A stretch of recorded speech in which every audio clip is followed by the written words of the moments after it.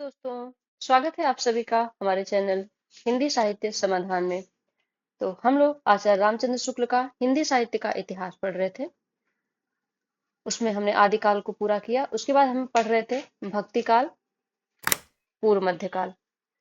तो इसको हमने आप सबको बताया था कि इसमें कितने प्रकरण हैं। 6 प्रकरण हैं। पहला प्रकरण हम लोग देख रहे थे, जिसमें हमने यहाँ तक कंप्लीट किया था। हमें नामदेव से पढ़ना था। ठीक, यहाँ से हम शुरू करते हैं। शुरू करने से पहले आप सभी लोग एक बार क्लास को लाइक कर दीजिए और अपने दोस्तों के साथ इसे शेयर कर दीजिए। चलिए शुरू करते हैं। महाराष्ट्र के भक्तों में नामदेव का सबसे पहले नाम आता है। नामदेव महाराष्ट्र के भक्तों में कौन थे? नामदेव थे। मराठी भाषा के अभंगों के अतिरिक्त इनकी हिंदी रचनाएं भी प्रचुर परिमाण में मिलती हैं। इन हिंदी रचनाओं में एक विशेष बात यह पाई जाती है कि कुछ तो सगुणोपासना से संबंध रखती हैं और कुछ निर्गुणोपासना से, क्योंकि ये सगुण और निर्गुण दोनों भक्ति से संबंध रखते थे नामदेव। तो इनकी कुछ रचनाएं सगुणोपासना से संबंधित थी और कुछ निर्गुणोपासना से। इसके समाधान के लिए इनके समय की परिस्थिति की ओर ध्यान देना आवश्यक है। आदिकाल के अंतर्गत यह कहा जा चुका है कि मुसलमानों के आने पर पठानों के समय में गोरखपंथी योगियों का देश में बहुत प्रभाव था। नामदेव के ही समय में प्रसिद्ध ज्ञान योगी ज्ञानदेव हुए हैं। तो नामदेव के समय में कौन से योगी हुए? ज्ञानदेव, जिन्होंने अपने को गोरख की शिष्य परंपरा में बताया है। तो ये प्रश्न बनता है कि ऐसे कौन से हैं लेखक, संत हैं जो अपने आप को गोरखनाथ की शिष्य परंपरा में बताते हैं? तो वो हो जाएंगे ज्ञानदेव। ठीक, ज्ञानदेव का परलोकवास बहुत थोड़ी अवस्था में ही हुआ, पर नामदेव उनके उपरांत बहुत दिनों तक जीवित रहे। नामदेव सीधे साधे सगुण भक्ति मार्ग पर चले जा रहे थे, पर पीछे उस नाथ पंथ के प्रभाव के भीतर ये लाए गए जो अंतर्मुख साधना द्वारा सर्वव्यापक निर्गुण ब्रह्म के साक्षात्कार को ही मोक्ष का मार्ग मानता था। लाने वाले थे ज्ञानदेव। तो नामदेव क्या थे? सबसे पहले ये सगुण भक्ति के कवि थे। बाद में इनको निर्गुण भक्ति की ओर कौन लाया? तो इनको निर्गुण भक्ति की ओर लाने वाले हैं ज्ञान। एक बार ज्ञानदेव इनको साथ लेकर के तीर्थ यात्रा को निकले। मार्ग में ये अपने प्रिय विग्रह विठोबा भगवान के वियोग में व्याकुल रहा करते थे। ज्ञानदेव इन्हें बराबर समझाते जाते थे कि भगवान क्या एक ही जगह है? वे तो सर्वत्र हैं, सर्वव्यापक है। यह मोह छोड़ो, तुम्हारी भक्ति अभी एकांगी है। जब तक निर्गुण पक्ष की भी अनुभूति तुम्हें ना होगी, तब तक तुम पक्के ना होगे। ज्ञानदेव की बहन मुक्ताबाई के कहने पर एक दिन संत परीक्षा हुई। ज्ञानदेव की बहन कौन थी? मुक्ताबाई थी। उन्हीं के कहने पर एक दिन संत परीक्षा हुई। जिस गांव में यह संत मंडली उतरी थी, उसमें एक कुम्हार रहता था। मंडली के सब संत चुपचाप बैठ गए। कुम्हार घड़ा पीटने का पिटना लेकर सबके सिर पर जमाने लगा। चोट पर चोट खाकर भी कोई विचलित नहीं हुआ, पर जब नामदेव की ओर बढ़ा तब वे बिगड़ खड़े हुए।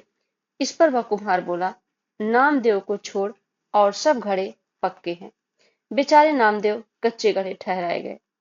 इस कथा से यह स्पष्ट लक्षित हो जाता है कि नामदेव को नाथ पंथ के योग मार्ग की ओर प्रवृत्त करने के लिए ज्ञानदेव की ओर से तरह तरह के प्रयत्न होते रहे। तो नामदेव को नाथ पंथों के योग मार्ग की ओर ले जाने वाले कौन थे? ज्ञानदेव थे। वही इनको निर्गुण पंथ की ओर ले गए। सिद्ध और योगी निरंतर अभ्यास द्वारा अपने शरीर को विलक्षण बना लेते थे। खोपड़ी पर चोटें खा खाकर उसे पक्की करना उनके लिए कोई कठिन बात नहीं थी। अब भी एक प्रकार के मुसलमान फकीर अपने शरीर पर जोर जोर से डंडे मारकर जमाकर भिक्षा मांगते हैं। नामदेव किसी गुरु से दीक्षा लेकर अपनी सगुण भक्ति में प्रवृत्त नहीं हुए थे, अपने ही हृदय की स्वाभाविक प्रेरणा से हुए थे। ज्ञानदेव बराबर उन्हें बिन गुरु होई न ज्ञान समझाते आते थे। ठीक, तो ये पंक्ति पूछी जाती है कि कौन कहता है बिन गुरु होई न ज्ञान। तो ये कहने वाले हैं ज्ञानदेव। यही कहते थे बिन गुरु होई न ज्ञान, कहकर उन्हें समझाते थे। संतों के बीच निर्गुण ब्रह्म के संबंध में जो कुछ कहा सुना जाता है और ईश्वर प्राप्ति की जो साधना बताई जाती है वह किसी गुरु की सिखाई हुई होती है। परमात्मा के शुद्ध निर्गुण स्वरूप के ज्ञान के लिए ज्ञानदेव का आग्रह बराबर बढ़ता गया। गुरु के अभाव के कारण किस प्रकार नामदेव में परमात्मा की सर्वव्यापकता का उदार भाव नहीं जम पाया था और भेदभाव बना था, इस पर भी एक कथा चली आती है। कहते हैं एक दिन स्वयं विठोबा यानी कि स्वयं भगवान एक मुसलमान फकीर का रूप धरकर नामदेव के सामने आए। नामदेव ने उन्हें नहीं पहचाना। तब उनसे कहा गया कि वे तो परम ब्रह्म भगवान ही थे। अंत में बेचारे नामदेव ने नागनाथ नामक शिव के स्थान पर जाकर विशोबा खेचर या खेचर नाथ नामक एक नाथपंथी कनफटे से दीक्षा ली थी। किससे दीक्षा ली थी? खेचरनाथ से। विशोबा खेचर इनके गुरु थे, तो ये ध्यान रखना था। नामदेव ने नागनाथ नामक शिव के स्थान पर जाकर विशोबा खेचर को गुरु बनाया और उनसे दीक्षा ली थी। ये नाथपंथी कनफटे थे। इसके संबंध में उनके ये वचन है, मन मेरी सुई तन मेरा धागा, खेचर जी के चरण पर नामा सिंपी लागा। पंक्ति नामदेव की, ध्यान रखेंगे, पूछी जाती है ये। सभी पंक्तियां इनकी बहुत इंपॉर्टेंट है। सुफल जन्म मोको गुरु कीना, दुख विसार सुख अंतर दीना। ज्ञान दान मोको गुरु दीना, राम नाम बिन जीवन हीना। अगली है, किसहु पूजू दूजा नजर न आई, एक के पाथर किज्जे भाव, दूजे पाथर धारी पाव। जो वो देव तो हम भी देव, कहे नामदेव हम हरि की सेव। यह बात समझ रखनी चाहिए कि नामदेव के समय में ही देवगिरी पर पठानों की चढ़ाइयां हो चुकी थी और मुसलमान महाराष्ट्र में भी फैल गए थे। इसके पहले से ही गोरखनाथ के अनुयायी हिंदुओं और मुसलमानों दोनों के लिए अंतर साधना के एक सामान्य मार्ग का उपदेश देते आ रहे थे। इनकी भक्ति के अनेक चमत्कार भक्तमाल में लिखे हैं। तो नामदेव की भक्ति के अनेक चमत्कार कहाँ लिखे हैं? भक्तमाल में लिखे हैं। जैसे विठोबा ठाकुर जी की मूर्ति का इनके हाथ से दूध पीना, अविंद नागनाथ के शिव मंदिर के द्वार पर इनकी ओर घूम जाना इत्यादि। इनके महात्म्य ने यह सिद्ध कर दिखाया कि जाति पाति पूछे नहीं कोई, हरि को भजे सो हरि का होई। ये पंक्ति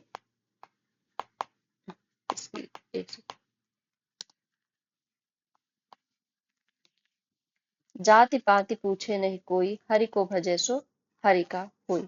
इनकी इष्ट सगुणोपासना के कुछ पद नीचे दिए जाते हैं, जिनमें सबरी, केवट आदि की सुगति तथा भगवान की अवतार लीला का कीर्तन बड़े प्रेम भाव से किया गया है। अम्बरीश को दियो अभय पद, राज विभीषण अधिक करो। नवनिधि ठाकुर दई सुदामहि, धारु जो अटल अजहू न टर्यो। भगत हेत मार्यो हरिनाकुश, नृसिंह रूप हुए देह धार्यो। नामा कहे भगति बस के सौ, अजहू बलि के द्वार खरो। दशरथ राय नंद राजा मेरा रामचंद्र, प्रणवय नामा तत्व रस अमृत पीजे। धानी धानी मेधा रोमावली, धनी धनी कृष्ण ओढ़े कामली। धनी धनी तुम अता देव की, जिह गृह रमैया कमलापति। धनी धनी वनखंड वृंदावना, जह खेले श्री नारायणा। बेनु बजावे गोधन चारे, नामे का स्वामी आनंद करे। तो यह तो हुई नामदेव की व्यक्तोपासना संबंधी हृदय प्रेरित रचना। आगे गुरु से सीखे हुए ज्ञान की उद्धरणी अर्थात निर्गुण वाणी कुछ देखिए। इसके बाद जब ये दीक्षा ले लेते हैं, गुरु बना लेते हैं, उसके बाद की इनकी वाणियां लिखी है इन्होंने कि माई न होती बाप न होते, कर्म न होता काया। हम नहीं होते तुम नहीं होते, कौन कहाँ ते आया। चंद न होता सूर्य न होता, पानी पवन मिलाया। शास्त्र न होता वेद न होता, कर्म कहाँ ते आया। आगे, पांडे तुम्हारी गायत्री लोंधे का खेत खाती थी। लेकर ठेंगा टंगरी तारी लंगत लंगत आती थी। पांडे तुम्हारा महादेव धौल बलद चढ़ा आवत देखा था। पांडे तुम्हारा रामचंद्र शोभी आवत देखा था। रावण सेती सरबर होई घर की जोए गंवाई थी। हिंदू अंधा तुर्को काना दुहों ते ज्ञानी सयाना। हिंदू पूजे देहरा मुसलमान मसीत। ये पंक्ति हमें कबीर जी से बहुत कंफ्यूज करती है, तो इसको ध्यान देंगे। ये नामदेव की है। हिंदू पूजे देहरा मुसलमान मसीत, नामा सोई सेविया जह देहराना मसीत। सगुणोपासक भक्त भगवान के सगुण और निर्गुण दोनों रूप मानता है, पर भक्ति के लिए सगुण रूप ही स्वीकार करता है। निर्गुण रूप ज्ञान मार्गियों के लिए छोड़ देता है। सब सगुण मार्गी भक्त भगवान के व्यक्त रूप के साथ साथ उनके अव्यक्त और निर्विशेष रूप का भी निर्देश करते आए हैं, जो बोधगम्य नहीं। वे अव्यक्त की ओर संकेत भर करते हैं, उसके विवरण में प्रवृत्त नहीं होते। नामदेव क्यों प्रवृत्त हुए, यह ऊपर दिखाया जा चुका है। जबकि उन्होंने एक गुरु से ज्ञानोपदेश लिया, तब शिष्य धर्मानुसार उसकी उद्धरणी आवश्यक हुई। नामदेव की रचनाओं में यह बात साफ दिखाई पड़ती है कि सगुण भक्ति पदों की भाषा तो ब्रज या परंपरागत काव्य भाषा है, पर निर्गुण वाणी की भाषा नाथ पंथियों द्वारा ग्रहित खड़ी बोली या सधुक्कड़ी भाषा है। ठीक, तो ये भी ध्यान रखेंगे कि इनकी जो सगुण भक्ति की पदों की जो भाषा है वो क्या है, ब्रज या फिर उस समय की परंपरागत काव्य भाषा है। लेकिन जो निर्गुण वाणी की भाषा है वो इन्होंने नाथ पंथियों द्वारा ग्रहित खड़ी बोली या सधुक्कड़ी भाषा का प्रयोग किया है। नामदेव की रचना के आधार पर यह कहा जा सकता है कि निर्गुण पंथ के लिए मार्ग निकालने वाले नाथ पंथ के योगी और भक्त नामदेव थे। तो निर्गुण पंथ के लिए मार्ग निकालने वाले कौन थे, नाथ पंथ के योगी और नामदेव। जहां तक पता चलता है निर्गुण मार्ग के निर्दिष्ट प्रवर्तक कबीरदास ही थे। ठीक, तो निर्गुण धारा के प्रवर्तक कौन थे, कबीरदास, जिन्होंने एक ओर तो स्वामी रामानंद जी के शिष्य होकर भारतीय अद्वैतवाद की कुछ स्थूल बातें ग्रहण की और दूसरी ओर योगियों और सूफी फकीरों के संस्कार प्राप्त किए। वैष्णवों से उन्होंने अहिंसावाद और प्रपत्तिवाद लिया था। क्या लिया था, अहिंसावाद और प्रपत्तिवाद। क्या, कहां से लिए, वैष्णवों से। इसी से उनके तथा निर्गुणवाद वाले और दूसरे संतों के वचनों में कहीं भारतीय अद्वैतवाद की झलक मिलती है, तो कहीं योगियों के नाड़ी चक्र की, कहीं सूफियों के प्रेम तत्व की, कहीं पैगंबरी कट्टर खुदावाद की और कहीं अहिंसावाद की। तो सूफियों से क्या लिया था इन्होंने, कबीरदास जी ने सूफियों से प्रेम तत्व लिया था और वैष्णवों से लिया था अहिंसावाद और प्रपत्तिवाद। अतः तात्विक दृष्टि से ना तो हम इन्हें पूरे अद्वैतवादी कह सकते हैं, ना एकेश्वरवादी। ये लाइन पूछी गई थी।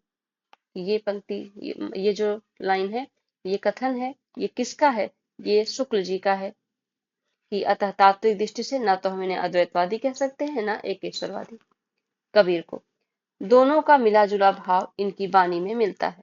इनका लक्ष्य एक ऐसी सामान्य भक्ति पद्धति का प्रचार था जिसमें हिंदू और मुसलमान दोनों योग दे सके और भेदभाव का कुछ परिहार हो।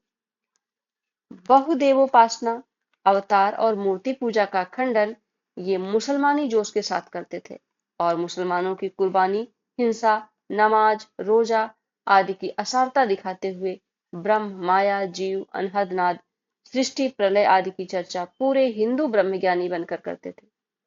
सारांश यह कि ईश्वर पूजा की उन भिन्न भिन्न बाह्य विधियों पर से ध्यान हटाकर जिनके कारण धर्म में भेदभाव फैला हुआ था, ये शुद्ध ईश्वर प्रेम और सात्विक जीवन का प्रचार करना चाहते थे। इस प्रकार देश में सगुण और निर्गुण के नाम से भक्ति काव्य की दो धाराएं विक्रम की 15वीं शताब्दी के अंतिम भाग से लेकर 17वीं शताब्दी के अंत तक समानांतर चलती रही। भक्ति के उत्थान काल के भीतर हिंदी भाषा की कुछ विस्तृत रचना पहले पहल कबीर की ही मिलती है। अतः पहले निर्गुण मत के संतों का उल्लेख उचित ठहरता है। शुक्ल जी कहते हैं कि इसलिए सबसे पहले निर्गुण मत के जो संत हैं उनका उल्लेख पहले किया जाएगा, यही उचित लगता है। यह निर्गुण धारा दो शाखाओं में विभक्त हुई। कौन कौन सी? तो एक तो ज्ञानाश्रयी शाखा और दूसरी शुद्ध प्रेम मार्गी शाखा सूफियों की। तो पूछा जाता है कि पहली शाखा का क्या नाम है? ज्ञानाश्रयी शाखा। और प्रेम मार्गी शाखा को इन्होंने क्या नाम दिया है? प्रेम मार्गी शाखा। ठीक, प्रेमाश्रयी नहीं, प्रेम मार्गी शाखा। पहली शाखा भारतीय ब्रह्म ज्ञान और योग साधना को लेकर तथा उसमें सूफियों के प्रेम तत्व को मिलाकर उपासना के क्षेत्र में अग्रसर हुई और सगुण के खंडन में उसी जोश के साथ तत्पर रही जिस जोश के साथ पैगंबरी मत, बहुदेव उपासना और मूर्ति पूजा आदि के खंडन में रहते हैं। इस शाखा की रचनाएं साहित्यिक नहीं है, फुटकल दोहो या पदों के रूप में है, जिनकी भाषा और शैली अधिकतर अव्यवस्थित और ऊटपटांग है। कबीर आदि दो एक प्रतिभा संपन्न संतों को छोड़ औरों में ज्ञान मार्ग की सुनी सुनाई बातों का पिष्टपेषण तथा हठयोग की बातों के कुछ रूपक भद्दी तुकबंदियों में है। भक्ति रस में मग्न करने वाली सरसता भी बहुत कम पाई जाती है।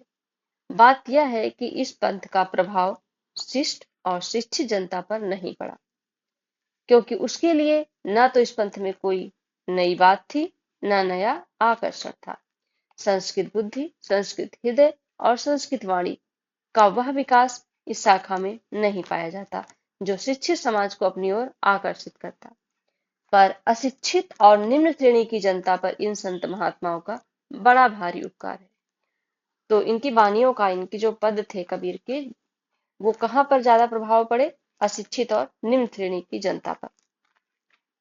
उच्च विषयों का कुछ आभास देकर, आचरण की शुद्धता पर जोर देकर, आडंबरों का तिरस्कार करके, आत्मगौरव का भाव उत्पन्न करके इन्होंने इसे ऊपर उठाने का स्तुत्य प्रयत्न किया। पाश्चात्यों ने इन्हें जो धर्म सुधारक की उपाधि दी है वह इसी बात को ध्यान में रखकर दी है। पाश्चात्यों ने इन्हें उपाधि दी धर्म सुधारक की, इसी बात को ध्यान में रख करके दी थी। इन्होंने आचरण की शुद्धता पर जोर दिया था, आडंबरों का तिरस्कार किया था। आगे है दूसरी शाखा जो है वो शुद्ध प्रेम मार्गी सूफी कवियों की है, जिनकी प्रेम गाथाएं वास्तव में साहित्य कोटि के भीतर आती है। इस शाखा के सब कवियों ने कल्पित कहानियों के द्वारा प्रेम मार्ग का महत्व दिखाया है। इन साधक कवियों ने लौकिक प्रेम के बहाने उस प्रेम तत्व का आभास दिया है जो प्रियतम ईश्वर से मिलाने वाला है।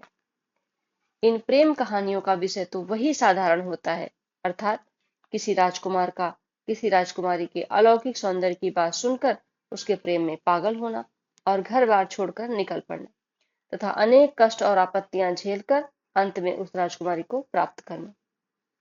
पर प्रेम की पीर को जो व्यंजना होती है वह ऐसे विश्वव्यापक रूप में होती है कि वह प्रेम इस लोक से परे दिखाई पड़ता है। हमारा अनुमान है कि सूफी कवियों ने जो कहानियां ली हैं वह सब हिंदुओं के घरों में बहुत दिनों से चली आती हुई कहानियां हैं, जिनमें आवश्यकता अनुसार उन्होंने हेर फेर किया है। तो कहने का मतलब है, शुक्ल जी ये कह रहे हैं कि सूफी कवियों ने जो प्रेम प्रेम रूपी कहानियां जो लिखी हैं वे सब कहाँ से ली हैं? हिंदुओं से ली है। ठीक, हिंदुओं के घरों में जो बहुत दिनों से चली आती हुई कहानियां थी उन्होंने थोड़ा बहुत बदलाव करके उन्हें ही कल्पित करके लिखा हुआ है। कहानियों का मार्मिक आधार क्या है? हिंदू है। मनुष्य के साथ पशु पक्षी और पेड़ पौधों की भी सहानुभूति सूत्र में बद्ध दिखाकर एक अखंड जीवन समष्टि का आभास देना हिंदू प्रेम कहानियों की विशेषता है। मनुष्य के घोर दुख पर वन के वृक्ष भी रोते हैं, पक्षी भी संदेशे पहुंचाते हैं, यह बात इन कहानियों में मिलती है। शिक्षितों और विद्वानों की काव्य परंपरा में यद्यपि अधिकतर आश्रयदाता राजाओं के चरित्रों और पौराणिक या ऐतिहासिक आख्यानों की ही प्रवृत्ति थी, पर साथ ही कल्पित कहानियों का भी चलन था, इसका पता लगता है। दिल्ली के बादशाह सिकंदर शाह संवत 1546 से 1574 के समय में कवि ईश्वर दास ने सत्यवती कथा नाम की एक कहानी दोहे चौपाइयों में लिखी थी, जिसका आरंभ तो व्यास जन्मेजय के संवाद से पौराणिक ढंग पर होता है पर जो अधिकतर कल्पित, स्वच्छंद और मार्मिक मार्ग पर चलने वाली है। वनवास के समय पांडवों को मार्कंडेय ऋषि मिले जिन्होंने यह कथा सुनाई।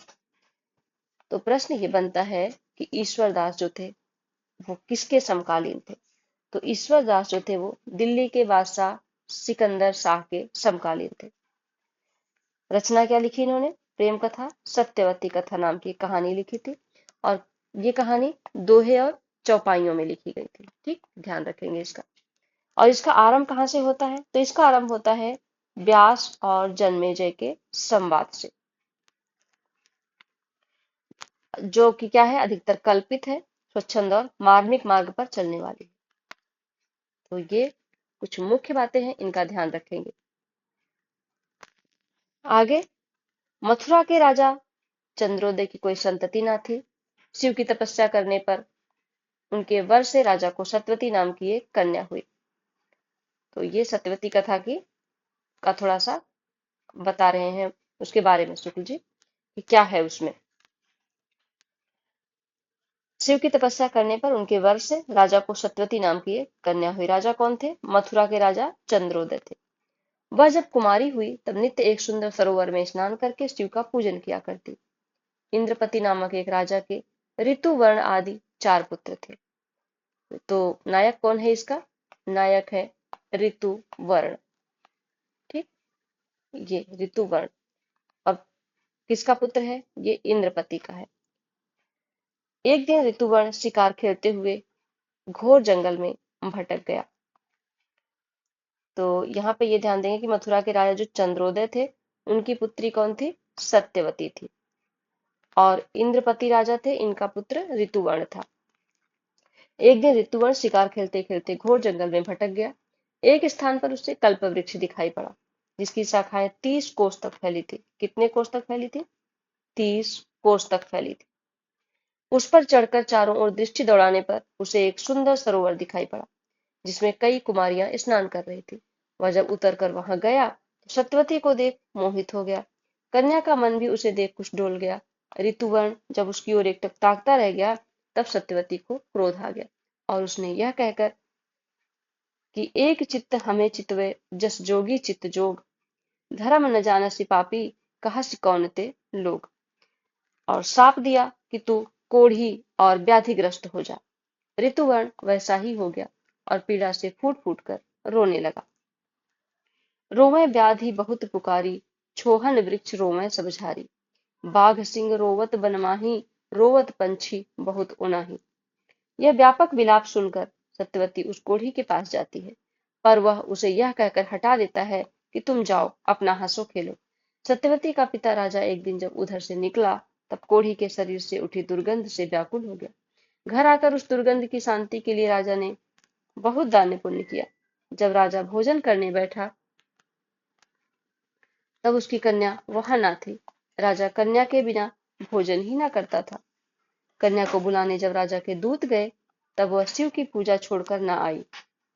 इस पर राजा ने क्रुद्ध होकर दूतों से कहा, सत्यवती को ले जाकर उसी कोढ़ी को सौंप दो। दूतों का वचन सुनकर कन्या नीम की टहनी लेकर उस कोढ़ी की सेवा के लिए चल पड़ी और उससे कहा कि तो ही छाड़ी अब मैं कित जाऊं, माई बाप सौंपा तू उठाऊं। पंक्ति कहाँ से है ये? सत्यवती कथा से। सत्यवती बोलती है ऋतुवर्ण से। कन्या प्रेम से उसकी सेवा करने लगी और एक दिन उसे कंधों पर बिठाकर सत्यवती तीर्थ स्थान कराने ले गई जहां बहुत से देवता, मुनि, किन्नर आदि निवास करते थे।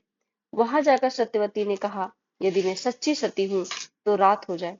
इस पर चारों ओर घोर अंधकार छा गया। सब देवता तुरंत सत्यवती के पास दौड़े आए। सत्यवती ने उनसे ऋतुवर्ण को सुंदर शरीर प्राप्त करने का वर मांगा। व्याधिग्रस्त ऋतुवर्ण ने तीर्थ में स्नान किया और उसका शरीर निर्मल हो गया। देवताओं ने वही दोनों का विवाह करा दिया। ईश्वरदास ने ग्रंथ के रचना काल का उल्लेख इस प्रकार किया है। अब हम देखते हैं ईश्वरदास की पंक्ति। भादो मास पास उजियारा, तिथि नवमी और मंगलवारा, नखत अश्विनी मेघ कचंदा, पंच जना सो सदा आनंदा। जोगिनीपुर दिल्ली बड़थाना, शाह सिकंदर बड़ सुल्ताना, कंठे बैठ सरस्वती विद्या गणपति दीन, तादिन कथा आरंभ यह ईश्वरदास कवि की। पुस्तक में 5-5 चौपाइयों पर एक दोहा है। सत्यवती कथा में 5-5 चौपाइयों पर एक दोहा दिया गया है। ठीक, इस प्रकार 58 दोहे पर यह समाप्त हो गई है। कितने दोहों पर समाप्त हुई है? 58 दोहे पर। भाषा अयोध्या के आसपास की ठीक ठेठ अवधि है। सत्यवती की भाषा ठेठ अवधि है। बाटे का मतलब है का प्रयोग जगह जगह है। यही अवधि भाषा, चौपाई, दोहे का क्रम और कहानी का रूप रंग सूफी कवियों ने ग्रहण किया। आख्यान कवियों काव्यों के लिए चौपाई दोहे की परंपरा बहुत पुराने विक्रम की 11वीं सदी के जैन चरित काव्यों में मिलती है। इसका उल्लेख पहले हो चुका है। तो ये ध्यान देंगे कि सत्यवती कथा में 5-5 चौपाइयों के बाद एक दोहा दिया गया है। कुल इसमें कितने दोहे हैं? तो कुल इसमें 58 दोहे हैं।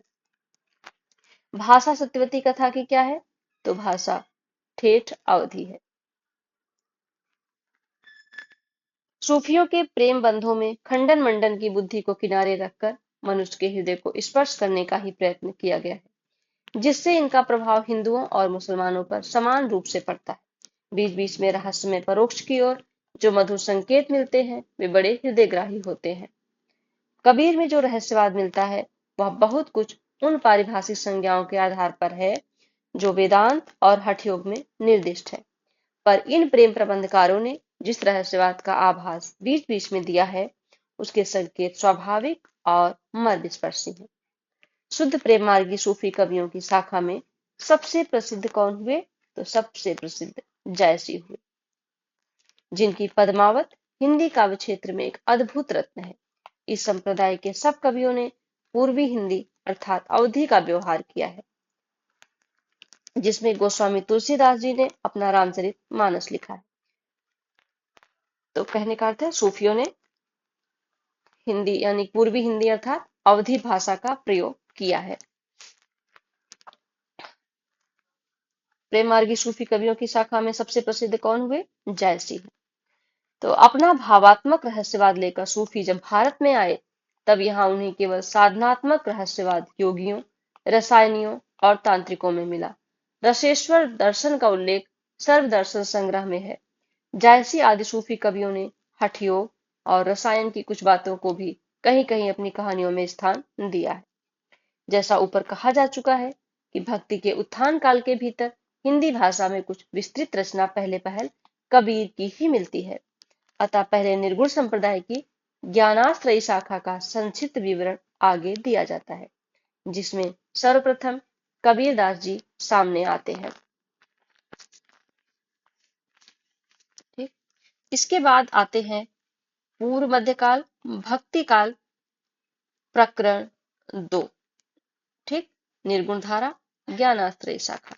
तो जैसा कि इन्होंने कहा शुक्ल जी ने कि निर्गुण धारा की के प्रवर्तक कबीर जी हैं, तो सबसे पहले हम कबीर से शुरुआत करेंगे। तो इन्होंने कबीर के बारे में ही सबसे पहले शुरू किया है। तो आज हमने प्रकरण 1 जो है वो कंप्लीट किया। प्रकरण 1 में केवल सामान्य परिचय दिया था, सभी निर्गुण धारा के सभी कवियों का इन्होंने सामान्य परिचय दिया हुआ था। ठीक, जिसको हम लोगों ने आज पूरा देख लिया। नेक्स्ट क्लास में हम प्रकरण 2 पढ़ेंगे। तो अगर आप हमारे चैनल पर नए हैं तो क्लास को सब्सक्राइब जरूर कर लेंगे। प्लेलिस्ट में सभी क्लास है, वहां पर जाकर के आप एक साथ रिवीजन कर सकते हैं। सभी वहां पर ऐड हैं, आपको सीरियल वाइज मिल जाएंगी। ठीक, क्लास को अंत तक देखने के लिए आप सभी का बहुत बहुत धन्यवाद।